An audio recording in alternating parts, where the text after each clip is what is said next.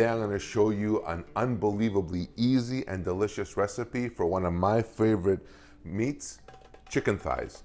Today I'm going to be using bone-in, skin-on chicken thighs, and I'm using basically 2 ingredients. That's it, 2 ingredients. Well, 3 if you count the pepper. And it's so easy, so quick, so delicious, it'll freak you out. So first things first, what I'm going to do is, as usual, I'm going to line my pan. I'm using a 9x13 pan, and I'm going to line it with aluminum foil. Easy peasy, nothing to this at all. And I'm using 8 pieces of chicken thigh.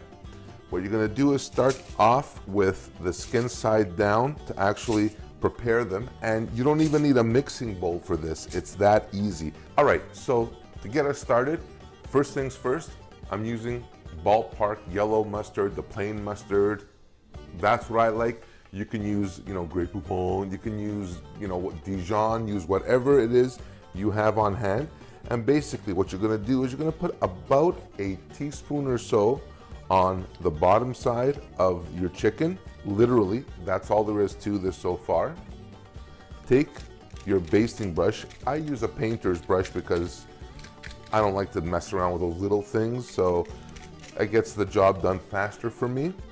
And the kicker, grated Parmesan. That's right, grated Parmesan cheese.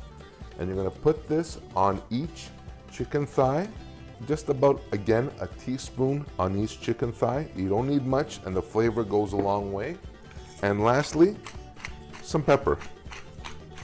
How easy is that? There is literally nothing to this recipe at all, and it is one of my favorite chicken recipes of all time. Now, one side's done, you're gonna flip it over and bring the skin side up, just like that.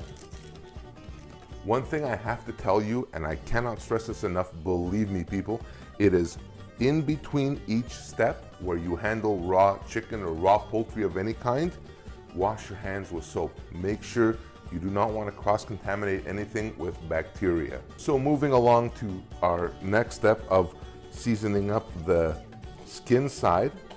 Again, the mustard will go on about a teaspoon or so. You can go heavier or less, whatever you prefer, not a big deal.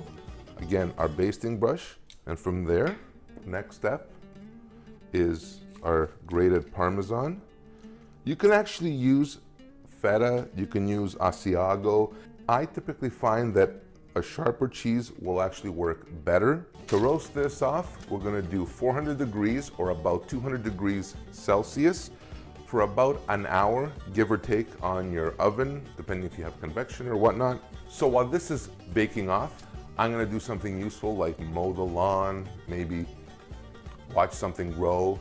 But in the meantime, this is gonna be baking off and it's gonna be so gorgeous, you're gonna love it.